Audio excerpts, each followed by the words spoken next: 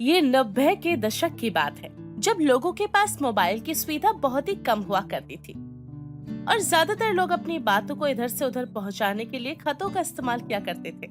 अपने दिल की बातें कलम के द्वारा पन्नों पर उतार कर अपने अपने प्रेमियों को पहुंचा दिया करते थे। ऐसे ही पूजा अपने पति शुभम के लिए खत लिख रही है और खत लिखते लिखते बोलती है। आपको तो कभी खत लिखने का याद नहीं रहता है। जब भी खत लिखती हूँ बस मैं ही लिखती हूँ। कैसे हैं आप और कब आ रहे हैं? कितने महीने हो गए हैं आप घर नहीं आए हैं। आपको तो मेरी याद भी नहीं आती। जब ये खत मिलेगा ना तो कम से कम मुझे 5 खत तो लिख ही देना। और अपना ख्याल तो रख रही हो ना, तुम्हारी पूजा। ऐसी और भी बहुत सारी बातें वो अपने खत में लिखती है। इसके बाद वो खत को एक एनवलप में डालकर उस पर नाम और पता लिखती है और लेटर बॉक्स में डालकर आ जाती है। तभी पूजा की सास शर्मिला बोलती है। बिटिया, पिया जी को चिट्ठी भेज दी ना? माँ जी, लिखकर डाल दी, पर आपको कैसे पता? और कैसे, तेरा ये लाल टमाटर जैसा चेहरा देखकर बता दिया है मैंने। अरे वो तो मैं धूप में से आई हूँ ना, इसलिए बस। अरे बस बस, मैंने ये बाल धूप में सफेद नहीं किए हैं। धूप की लाली और शर्म की लाली दोनों में बहुत फर्क होता है और ये मुझे बहुत अच्छे से पता है। माँ जी, मैं चाय बना कर लाती हूँ, चाय पीते हैं। इतना कहकर पूजा शर्मा कर किचन में चली जाती है।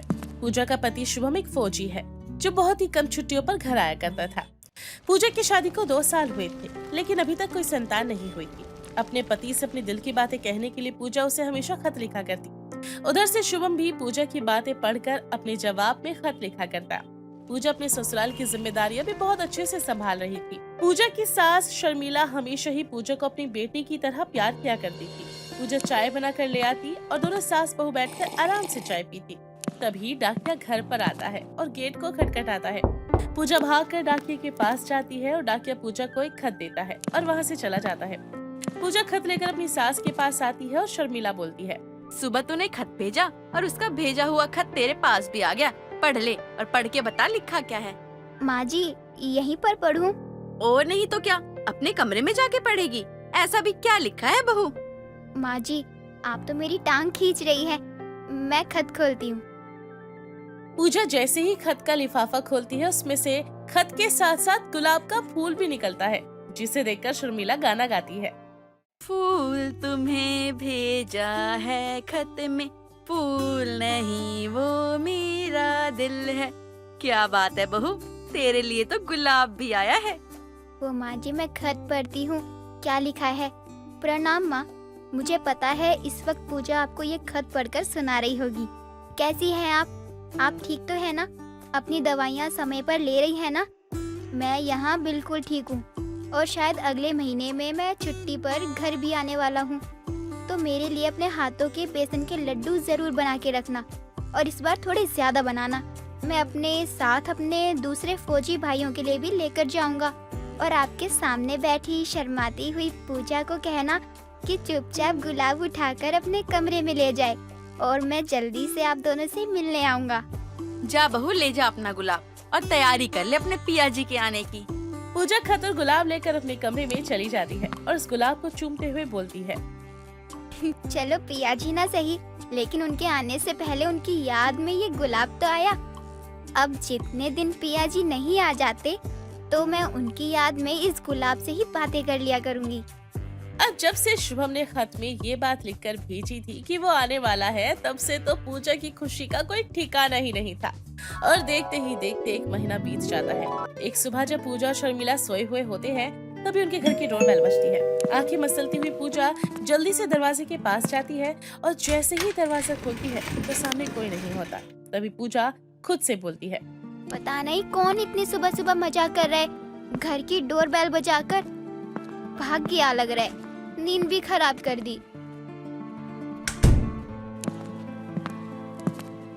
कोई दरवाजे पर अपने हाथों से फिर से खोल देता है और जैसे ही पूजा सामने देखती है तो उसके चेहरे पर एक बड़ी सी मुस्कुराहट आती है, क्योंकि इसके सामने हाथों से बड़ा बैग लिए और फौजी की वर्दी पहने उसका पति शुभम खड़ा था। पूजा जल्दी से अपने पति के पैर छूकर उसका आशीर्वाद देती है और बोलती है। अजी आप, मैं बता नहीं सकती मैं आपको देखकर कितनी खुश हो रही हूँ। कब से इंतजार कर रही थी मैं आपके आने का। अरे अब सारी बातें दरवाजे पे करोगी या अंदर भी आने दोगी? बस 10 मिनट दीजिए, मैं जल्दी से माँ जी को भी उठा दूं और आपके लिए आरती की थाली ले आऊं। उसके बाद आप घर में कदम रखना। पूजा जल्दी से अपनी सास के कमरे में जाती है और उसे उठाती है। शर्मिला भी जल्दी से अपने कमरे से उतरकर नीचे आती है और अपने फौजी बेटे को एक लंबे समय पर देखने के बाद उसकी आंखों में खुशी के आंसू बह जाते हैं। तभी पूजा आरती की थाली लिए वहां पर आती है और अपने पति की आरती उतारती है, उसके माथे पर तिलक लगाती है और शुभम का गृह प्रवेश होता है। धरती माँ की रक्षा करते करते तू अपनी इस माँ को भूल ही गया है। तुझे अपनी इस माँ की याद नहीं आती क्या बेटा? तेरी माँ की आंखें तरस जाती है तुझे देखने के लिए। क्या करूँ माँ, जितना प्यार मैं आपसे करता हूँ उतना ही प्यार अपनी धरती माँ से भी करता हूँ। आपके लिए बस मैं जरूरी हूँ, लेकिन मेरे लिए आप दोनों ही जरूरी हो। जी मैं आपके लिए आपकी पसंद की चाय बना कर ले आती हूँ। अरे चाय पानी तो बाद में पीते रहेंगे, आओ बैठो। अरे बैठ जा, सारा दिन तो तू अपने पति की याद में इधर से उधर बावरी हुई घूमती रहती है। अब जब आ गया है तो शर्मा के इधर उधर भाग रही है। माँ जी आप ये क्या बोल रही हैं? अरे सच्ची तो बोल रही हूँ शुभम, मेरी बहू तुझे बहुत याद करती है। अब तू आया है ना तो जल्दी से जाना नहीं वापस। अरे माँ आप चिंता मत करो, अब तो 2 महीने रहकर जाऊंगा, तब तक यही समय बिताऊंगा, वो भी आप लोगों के साथ। सच बोल रहे हैं आप? अरे बिल्कुल सच कह रहा हूँ। शुभम की इस बात सुनकर पूजा बहुत खुश होती है। ऐसे ही सभी लोग बैठकर काफी देर तक बातचीत करते हैं। जब से शुभम घर पर आया था तब से पूजा हर दिन उसकी पसंद का खाना बना रही थी। ऐसे एक दिन जब पूजा आईने के सामने बैठकर तैयार हो रही थी तभी वहाँ पर शुभम आ जाता है और उसे देखते हुए बोलता है, यानी कि मेरे दिल पे छुरियां चलाने का मन है तुम्हारा? कुछ ऐसा ही समझ लीजिए। जब आपकी याद मुझ पर छुरियां चलाती है उसका क्या? इतना याद करती हो क्या मुझे? और नहीं तो क्या, उंगलियों पर दिन गिनती रहती हूँ कि कब आओगे कब आओगे। तभी तो मैं कहूँ कि मेरे पास इतने सारे खत कैसे आ जाते हैं। आप तो खत लिखोगे नहीं, इसलिए आपके हिस्से के खत भी मैं ही लिख देती हूँ आपको। पता है जब तुम्हारे खत देखता हूँ तो मुझे ऐसा लगता है जैसे कि तुम मेरे पास हो। तुम्हारी खुशबू तन मन में बस जाती है।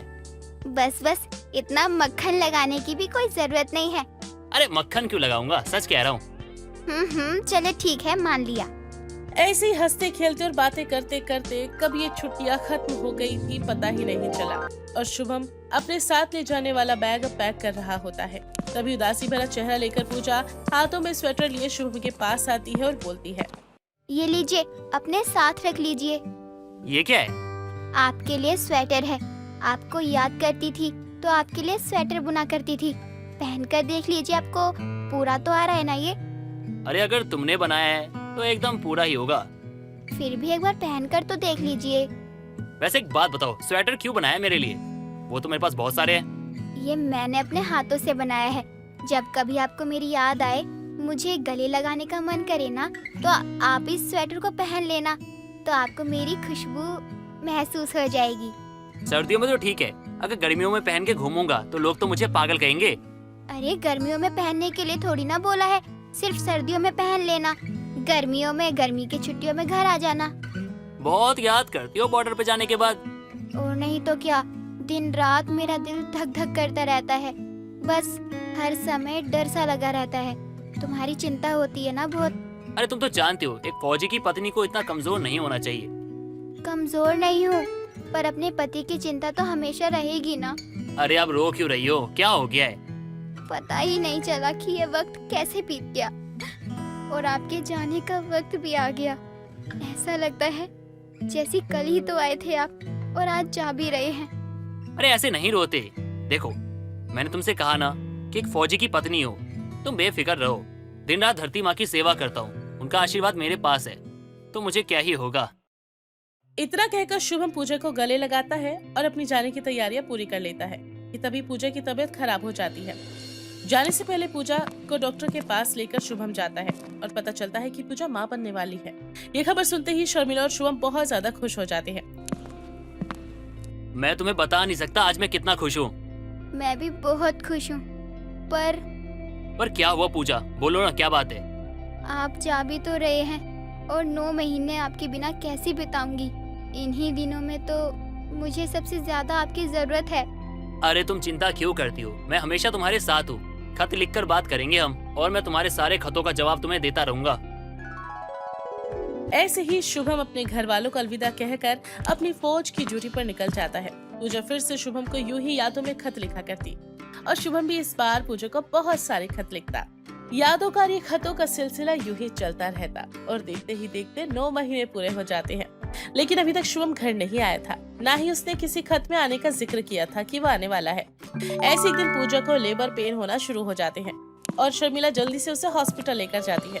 पूजा एक प्यार से बेटे को जन्म देती है। कुछ देर बाद उसे होश आता है और शर्मिला बच्चे को हाथ में लेकर पूजा के पास जाती है और बोलती है, बधाई हो बहू, बेटा हुआ है। आपको भी माँ जी, पर इस बेटे का पिता तो आया ही नहीं। अब खत के जरिए ही उन्हें बता दीजिए कि उनके बेटा हुआ है। खत से बताने की क्या जरूरत है, लो मैं खुद आ गया। आप आ गए? आपने बताया क्यों नहीं कि आप आने वाले हैं? अगर मैं तुम्हें बता देता तो अभी जो तुम लोग खुश हो वो कैसे होते। मुबारक हो बेटा, बेटा हुआ है। माँ आपको भी मुबारक हो और मेरे छोटे से चैंपियन को मेरी गोद में दो। ले बेटा, संभाल अपने चैंपियन को। और वैसे आप लोगों को बता दूं, एक खुशखबरी मेरे पास भी है। जी वो क्या है, बताइए। तुम पिया की याद में खत लिखती हो ना, अब उसकी जरूरत नहीं पड़ेगी। जी वो क्यों? क्योंकि मेरा ट्रांसफर हो चुका है, वो भी हमारे शहर में, और अब से मैं तुम लोगों के साथ रहूंगा हमारे घर पर। आप सच कह रहे हैं? एकदम सच कह रहा हूँ। मैं बता नहीं सकती, ये सुनकर कितनी खुश हूँ। कितने खत लिखे मैंने आपको आपकी याद में, पर अब मैं हर बात आपको आपके सामने खड़े होकर बताया करूँगी। किसी खत का सहारा लेने की अब मुझे कोई जरूरत नहीं है। भगवान तुम्हें सबकी बुरी नजर से बचा कर रखे बेटा, और भगवान की कृपा हमेशा तुम पे और तुम्हारे बच्चों पे बने रहे। और इस तरह से पूजा का अपने पिया की याद में खत लिखने का सिलसिला खत्म हो जाता है और अब शुभम अपने शहर में ड्यूटी को कंटिन्यू करता है और अपने परिवार को बहुत सारा वक्त देता है। वैसे तो निधि के घर में किसी भी चीज की कोई कमी नहीं थी। निधि की शादी भी अच्छे खासे परिवार में हुई थी, लेकिन वो कहते हैं ना, कुछ लोग अपनी आदत से मजबूर होते हैं, और ऐसे ही कुछ निधि के ससुराल वालों के साथ था। वो आए दिन निधि से मायके से कुछ न कुछ मंगवाते ही रहते और ये बातें निधि को बिल्कुल भी अच्छी नहीं लगती थी। एक दिन निधि की सास सरोज से बोलती है, निधि बहू, जरा अपनी माँ को फोन मिलाओ, मुझे उनसे बात करनी है। माँ जी, फोन तो मैं मिला दूं, लेकिन माँ अभी घर पर नहीं है। वो मौसी जी के यहाँ गई हुई है। अगर कोई ज्यादा जरूरी काम न हो तो आप उनके आने के बाद आप उनसे बात कर लेना। अरे घर पर नहीं है तो क्या हुआ, अपना फोन तो लेकर गई होगी ना। मैं उनके फोन पर फोन करने की बात कर रही हूँ। तेरे तो दिमाग में कुछ घुसता ही नहीं है। माँ जी, उनका फोन खराब है, इसलिए वो अपना फोन घर पर ही छोड़ कर गई है। आखिर कौन सी बात है जो आप मेरी माँ से बात करने के लिए इतनी परेशान हो रही हैं? चल ठीक है, कोई बात नहीं, लेकिन एक बात बता, तेरी मौसी तो सूरत में रहती है ना? हाँ जी, मेरी मौसी सूरत में ही रहती है, लेकिन आप ऐसा क्यों पूछ रही हैं? मैंने सुना है सूरत में बहुत अच्छी साड़ियाँ मिलती हैं। बनारसी तो बहुत ज्यादा ही अच्छी मिलती है, तो मैं सोच रही हूँ क्यों ना तेरी माँ से 2-4 मंगवा लेती हूँ। मेरी समझन इतना तो कर ही सकती है मेरे लिए। माँ जी, मुझे एक बात नहीं समझ में आती कि आप लोग हमेशा ही मेरे मायके वालों से भीख क्यों मांगती रहती हो। हमारे घर में किसी चीज की कोई कमी थोड़ी है। बहू तो ये कैसी बातें कर रही है, अपने लोगों से किसी चीज को मांगने में कैसी शर्म है। अपने लोगों से कोई चीज लेने को भीख नहीं कहते हैं, बल्कि एक दूसरे का प्यार बोलते हैं। हम भी तो उनके लिए करते हैं। अगर तेरे घर वाले हमारे लिए कर देंगे तो कुछ होगा थोड़ी ना। माँ जी, जब से मैं इस घर में शादी करके आई हूँ, तब से मैंने अपने ससुराल वालों को ही अपने मायके वालों से भीख मांगते हुए देखा है। कभी किसी चीज के लिए, कभी किसी चीज के लिए, कभी आप लोगों को उनके लिए करते नहीं देखा मैंने। माना कि मैं जुबान की कड़वी हूँ, लेकिन जो बात बोलती हूँ वो मैं सच ही बोलती हूँ। अब आपको बुरा लगे या भला। बहू, तुम जरूरत से ज्यादा बोल रही हो। मैंने तुम्हें तुम्हारी माँ को फोन लगाने के लिए बोला है, जिस पर तुमने मुझे इतना लेक्चर दे दिया। अब तुम फोन लगा रही हो या मैं खुद लगा लूं और तुम्हारी कही सारी बातें तुम्हारी माँ से बोल दूं? नहीं माँ जी, ऐसा मत करिए। मैं अभी माँ को फोन लगा देती हूँ। अगर आप उनसे कुछ बोलेंगी तो वो बिना बात के मुझे सुनाने लगेगी। मैं तो अपने ससुराल वालों की इज्जत के लिए ही बोल रही हूँ, लेकिन जब अभी लोगों को ही अपनी इज्जत की नहीं पड़ी है तो मैं क्या ही कर सकती हूँ। निधि इतना कहकर अपनी माँ का फोन मिला देती है, जिसके बाद निधि की माँ से बात करके वो बहुत सारी सूरत से साड़ियाँ मंगवा लेती है और उन्हें पैसे भी नहीं देती। ये जो चीजें निधि को बिल्कुल भी अच्छी नहीं लगती थी, लेकिन वो चाहकर भी कुछ नहीं कर पा रही थी, क्योंकि ना ही उसके मायके वाले कुछ बोलते और ना ही उसके ससुराल वाले इस बात को मानने के लिए तैयार होते। एक दिन वो गुस्से में अपने कमरे में बैठी थी, तभी उसका पति दीपक वहाँ पर आता है और उससे बोलता है, क्या बात है मैडम जी, गुस्से में क्यों? कुछ बवाल हो गया क्या? घर में कुछ भी बवाल नहीं हुआ है, लेकिन अगर आप लोग ऐसे ही मेरे मायके वालों से छोटी छोटी चीज भीख में मांगते रहेंगे तो बवाल जरूर हो सकता है। अरे तुम कहना क्या चाहती हो, साफ साफ बोलो। और तुम्हारे घर वालों से भीख में ऐसा क्या मांग लिया हमने जो तुम्हें गुस्सा आ गया? ये पूछिए कि क्या नहीं किया। बिना बात के माँ जी ने मेरी मौसी जी से बनारस से साड़ियाँ मंगवा ली, जिसके बाद मेरी मौसी की लड़की मुझे फोन करके बोल रही है कि दीदी आपके ससुराल वाले हमेशा अपने मायको वालों से भीख ही मांगते रहते हैं क्या? उनके पास कुछ है नहीं क्या? अरे इसमें भीख मांगने वाली क्या बात है? अरे बनारस की साड़ियाँ बहुत अच्छी होती है, इसलिए मंगवाई होंगी। अरे तो मामा जी से मंगवाने चाहिए ना, वो भी तो बनारस में ही रहते हैं। जरूरी है कि मेरे मायके वालों से ही बोलकर मंगवाना? बस बहुत हो गया, अब मैं ज्यादा दिन बर्दाश्त नहीं कर पाऊंगी, क्योंकि मुझे लोगों के ताने सुनना बिल्कुल भी बर्दाश्त नहीं है। आप लोग जितनी जल्दी ये बात समझ ले तो अच्छा होगा। निधि इतना कहकर वहाँ से चली जाती है। दिन बीतते हैं, तभी एक दिन दीपक के लिए उसके ससुराल में एक बहुत बड़ी गाड़ी आती है, जिसे देखकर निधि की आंखें खुल जाती हैं और वो दीपक से पूछती है, दीपक जी, पापा जी ने आपको ये गाड़ी क्यों भिजवाई है? बल्कि वो तो दहेज में पहले ही आपको 4 पहिए दे चुके हैं। हाँ यार, दे चुके हैं, लेकिन शादी गांव में हुई थी तो गांव में दिया था ना, यहाँ थोड़ी दिया था। और वैसे मैंने मांगा नहीं था उनसे। और बात ये है ना कि कल जब मैं ऑफिस पहुंचा तो पापा जी का फोन आया। मैंने बात की तो कह रहे परेशान लग रहे हो, तो मैंने उनको परेशानी बता दी कि मेरे पास तो गाड़ी है नहीं, तो ऑफिस आने में देर हो जाती है। अब देर होती है तो बॉस बहुत सुनाता है, वो सुनाता है तो मुझे गुस्सा आता है, गुस्सा आता है तो गुस्से में कुछ कर नहीं सकता, इसलिए परेशान हो जाता हूँ। तो उन्होंने कहा कि दामाद जी आपको चिंता करने की कोई जरूरत नहीं है, मैं कल ही गाड़ी भिजवा रहा हूँ आपके लिए। और उन्होंने ये गाड़ी भिजवा दी। अच्छा, उन्होंने भिजवा दी तो आपने ले भी ली, आपको जरा सी भी शर्म नहीं आई क्या?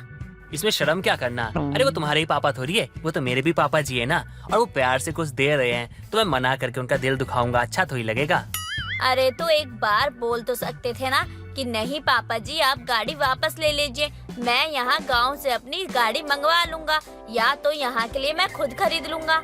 अरे मैं उनकी बहुत इज्जत करता हूँ, मैं भला उन्हें किसी भी चीज के लिए मना कैसे कर सकता हूँ? और वैसे भी वो जो कुछ भी देते हैं ना, वो अपनी बेटी के लिए देते हैं। आज तक आप लोगों जैसा भिखारी नहीं देखा मैंने। फर्क बस इतना है कि भिखारी बोलकर भीख मांगता है कि मुझे भीख दे दो, और आप लोग उस पर तोहफा नाम का पर्दा डालकर भीख मांग रहे हो। पता नहीं मेरे माँ पापा ने किस भिखारी घर में मेरी शादी कर दी है, जो शादी से लेकर अब तक मांगते ही आ रहा है। निधि अपनी जुबान को संभाल के बात किया करो। अब ये मत भूलो कि ये घर भी तुम्हारा है, तो यहाँ के लोग भिखारी हो चाहे अमीर हो, तुम्हें इनके साथ ही रहना होगा।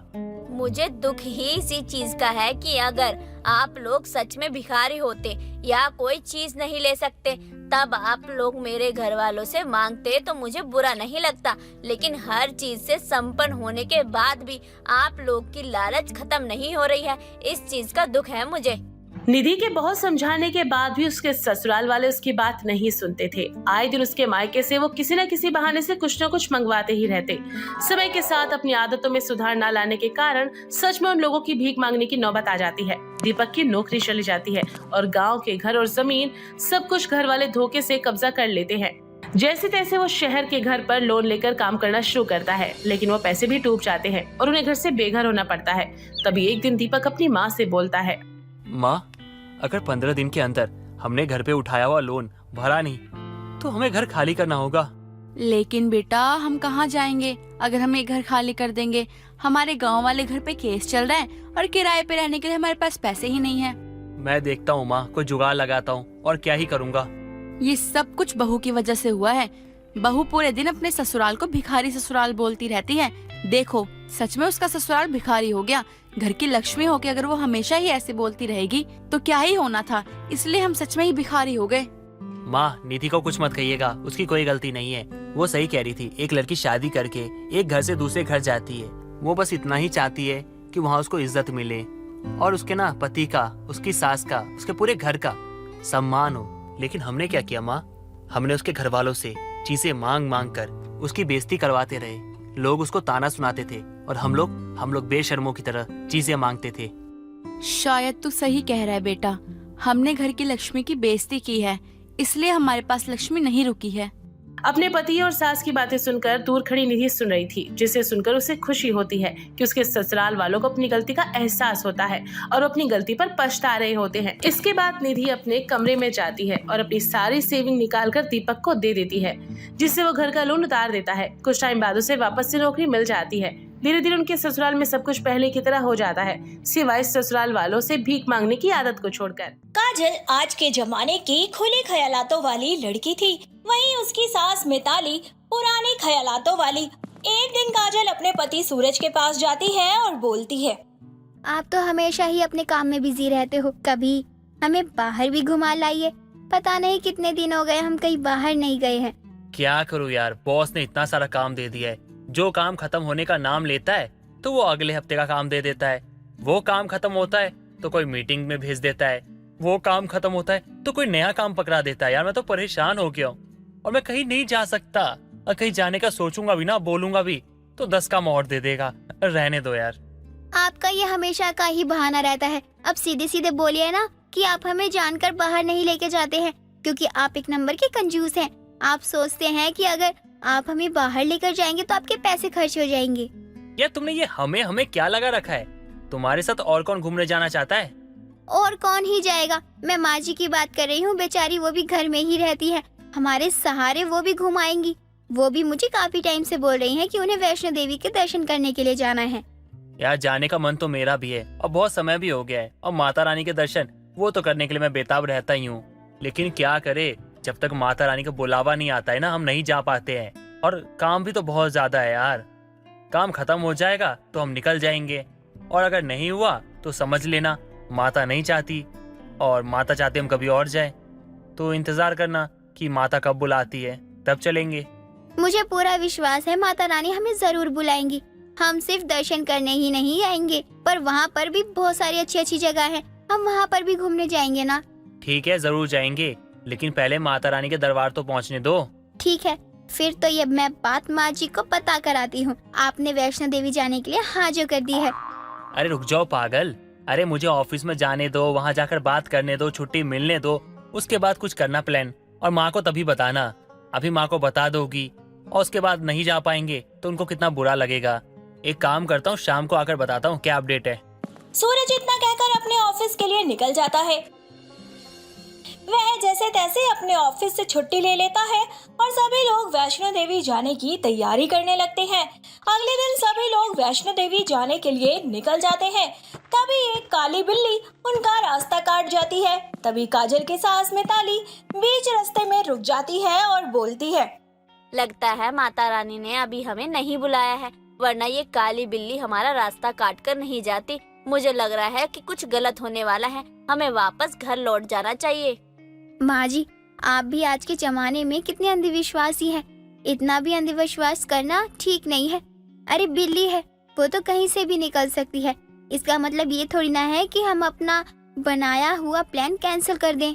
मैं कोई अंधविश्वासी नहीं हूँ, बल्कि जो सच है वही बोल रही हूँ। काली बिल्ली का रास्ता काटना ठीक नहीं होता है, हमें आगे नहीं जाना चाहिए।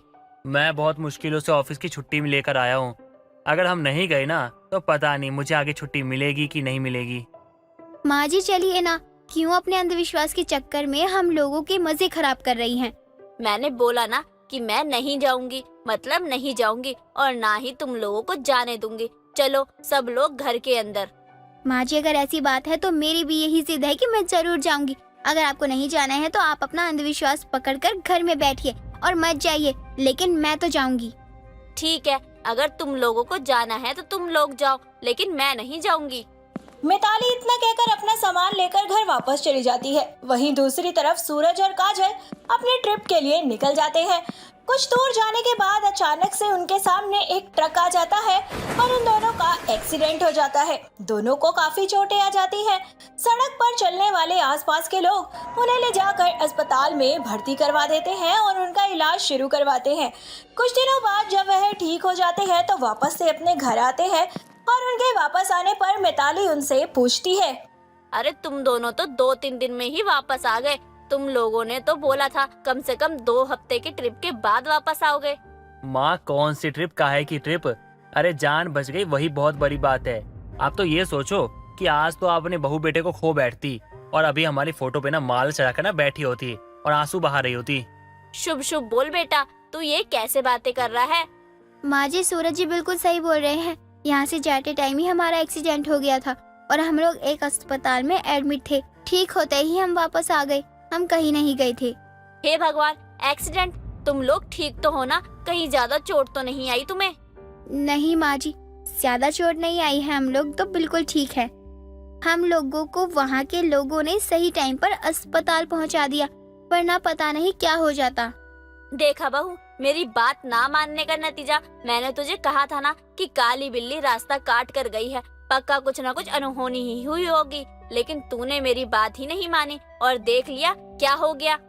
माँ जी प्लीज, अब आप फिर से अपने अंधविश्वास वाली बातें मत करिए। वो सिर्फ एक एक्सीडेंट था जो शायद हमारी किस्मत में होना ही लिखा था और हो गया, क्योंकि किस्मत का लिखा कोई बदल नहीं सकता। काजल सही कह रही है माँ, डोंट वरी यार, ये सब फालतू चीज होती है। चुप कर जोरू के गुलाम, तुझे तो अपनी पत्नी हमेशा सही लगती है, बस माँ ही गलत लगती है। सूरज या काजल कोई भी मिताली की बातों पर यकीन नहीं करता, क्योंकि उन्हें मिताली की कही सारी बातें अंधविश्वास लगती थी। दिन बीतते चले जाते हैं। तभी एक दिन सूरज ऑफिस से परेशान होकर घर आता है और अपनी माँ से बोलता है, माँ आजकल ऑफिस में कुछ भी ठीक नहीं है। वो जो मेरा बॉस था ना, जो पहले मेरी बहुत तारीफ किया करता था, हाँ, और अब तो ऐसा लगता है वो मेरी सास बन के बैठा है। इतने ताने देता है, इतने ताने देता है, सुनाने का कोई बहाना ही नहीं छोड़ता है। अगर पानी भी ना आए ना ऑफिस में तो उसका भी बिल मेरे ऊपर फाड़ देता है कि मैंने ज्यादा पानी यूज कर लिया होगा। अरे माँ, मैं ऑफिस में जाता हूँ नहाने थोड़ी जाता हूँ। गलती छोटी हो चाहे बड़ी हो, वो हमेशा मेरे ऊपर डाल देता है। अरे गलती खुद भी करता है तो कहता है कि तुम्हारे कारण हुआ है। बेटा तू चिंता मत कर, मुझे लगता है जरूर तेरे काम पर किसी ने नजर मारी है, क्योंकि जब तू अच्छा काम करता था तो सभी लोग तेरी बड़ाई करते थे। तो जरूरी नहीं है कि तेरे आसपास वाले सभी तेरे बारे में अच्छा ही सोचते हैं। जिन्हें तेरी तारीफ पसंद नहीं आती होगी, उन्होंने तुझे नजर लगा दी होगी। माँ मैं क्या करूँ आपका? अरे यहाँ मैं अपनी परेशानी आपको बता रहा हूँ और आप फिर से आलतू फालतू की बातें कर रही हो। और माँ, किसी का बोलने से कुछ नहीं हो जाता है। हो सकता है मैं ही काम में गलतियाँ करता हूँगा, इसीलिए बॉस मुझे सुनाते हैं। छोड़ो आप ये बातें। नहीं बेटा, जिस काम को तू इतने सालों से कर रहा है उस काम में गलती हो जाए, ये चीज मैं मान ही नहीं सकती। और वैसे भी गलती एक बार होती है, बार बार नहीं। और मैं तुझे काफी समय से परेशान देख रही हूँ, इसका मतलब ये चीजें और भी कई बार हो चुकी है। हाँ ये तो है, मैं तो अपनी तरफ से पूरा 100% देता हूँ, लेकिन फिर भी पता नहीं कैसे कोई ना कोई कमी निकल जाती है, काम बिगड़ जाता है। तू चिंता मत कर बेटा, कल अब मैं मंदिर जाऊंगी ना तो मंदिर में एक बाबा बैठते हैं जो कि लोगों को झाड़ते हैं। मुझे पूरा विश्वास है अगर उन्होंने तुझे एक बार झाड़ा लगा दिया तो तेरे जीवन की सारी परेशानियां दूर हो जाएंगी। सूरज और मिताली की सारी बातें उनसे कुछ दूर खड़ी काजल सुन रही होती है, जिसे सुनने के बाद वो उनके पास आती है और अपनी सास से बोलती है, माँ जी आप तो अंधविश्वास में ही जी रही है। आप सूरज जी के भी दिमाग में ये सब चीजें क्यों डाल रही हैं? आजकल के बाबा सभी धोखेबाज होते हैं, सिर्फ पैसे लेने के लिए ही वो मनगढ़ंत कहानियाँ बनाते हैं। आप लोगों के विश्वास के साथ खेलते हैं।